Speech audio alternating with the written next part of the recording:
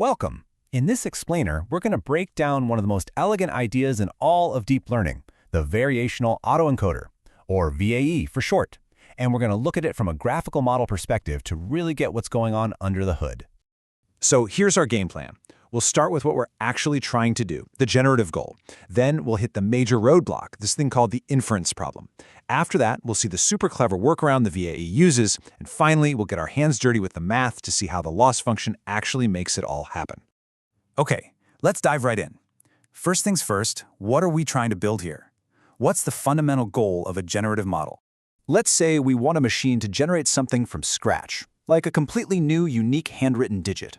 The whole idea is to start with a set of core attributes. We'll call these the latent variables, or Z, and then use those to generate the final image, which we'll call X. So we're going from the core concept Z to the final picture, X. But how in the world does a machine even learn to do that? Well, it all starts by defining what a digit is. What are its fundamental properties? Think of these as the very essence of the image. So for a handwritten digit, these latent variables, or Z's, could be things like, well, which number is it? A 7? A 2? How big is it? What's the angle it's tilted at? How thick are the lines? The model's job is to take a specific set of these attributes and then draw the image X that perfectly matches them. Okay, so generating an image from its core attributes. That makes sense. But what about going the other way? If we start with an image, can we figure out what its attributes are? Well, this is where things get really interesting and really tricky. This is what we call the inference problem. Given a handwritten digit, an X, can we figure out the specific size, angle, and thickness, the Z variables that define it? This is absolutely crucial if we want to learn a good representation of our data. Now, in the language of math, what we're trying to find is the probability of the latent variable Z, given that we've seen the image X. And our go-to tool for this is Bayes' rule. But, see that term in the denominator? That P of X? This is where the villain of our story comes in. And here's the huge problem. This term is what we call intractable. And when I say intractable, I mean it's computationally impossible. To calculate the probability of seeing just one image, you'd have to consider every single possible combination of latent variables that could have created it, and sum up all their probabilities. That's just no way. You can't do it. So, if the front door is locked and we can't calculate the exact answer, what do? Well, you find a window. We need to find a smart way to approximate it. And this is the elegant workaround. Instead of trying to figure out that impossible true distribution, P, we're going to invent a new, much simpler one to approximate it. We'll call this one Q. The whole game is to make Q our friendly, trainable stand-in for P. And this, right here, is the core idea of the variational autoencoder. So what's powering this approximation? You guessed it, a neural network. Its entire job is to take an image X as input and spit out the parameters for our simple distribution Q. Usually we just make Q a simple Gaussian, a bell curve. The network just learns to output the perfect mean and variance for that specific image.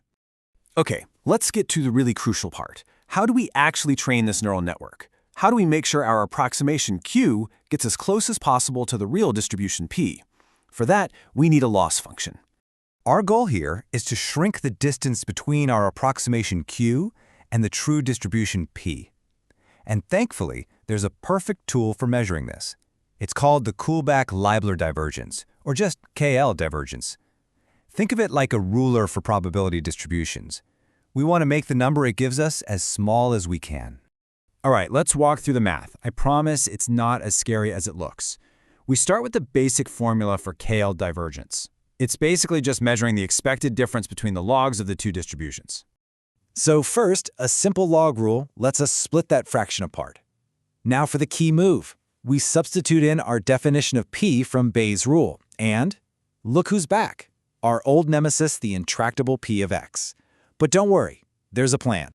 With a little bit of algebraic shuffling, we're really just moving terms from one side of the equal sign to the other, we can get that tricky log P of X all by itself.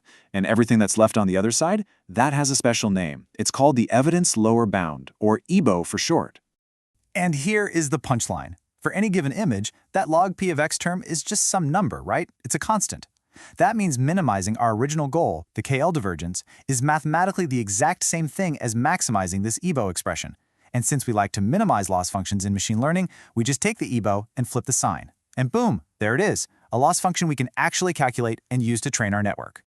Now, what's so cool about this final loss function is that it's not just one big blob of math. It's actually made of two distinct parts, and they're in this delicate balancing act, like a beautiful tug-of-war. On one side, you've got the reconstruction loss. Its job is simple. Make sure the model can take an image, squish it down to its latent variables, and then build it back up to look like the original. On the other side, you've got a regularization term. Its job is to keep that whole map of latent attributes organized and smooth. So let's imagine for a second what happens if we only have that reconstruction loss. The network would totally cheat. For each image, it would just learn a tiny, super-specific point in the latent space. It's basically just memorizing the coordinates. That's great for recreating the image, but it's totally useless for generating anything new. This is where that second term saves the day. It acts like a gravitational force. It says, nope, you can't just create these tiny little isolated islands for each image. You have to spread out, you have to look more like a simple bell curve, and you have to overlap with your neighbors. And the result of this amazing push and pull is the secret sauce of the VAE. It forces the network to create this beautifully organized, continuous map of the data's attributes. There are no gaps, and that means we can pick a new point z from anywhere in this space, even a spot right between a 4 and a 9, and generate a totally new image x that actually makes sense. So the big takeaway here is this incredibly clever two-part loss function. It's what forces the model to not just memorize data, but to actually understand its structure. And that leaves us with a really exciting question. Now that we have this tool to create these smooth maps for anything, images, music, text, what new forms of creativity can we possibly unlock?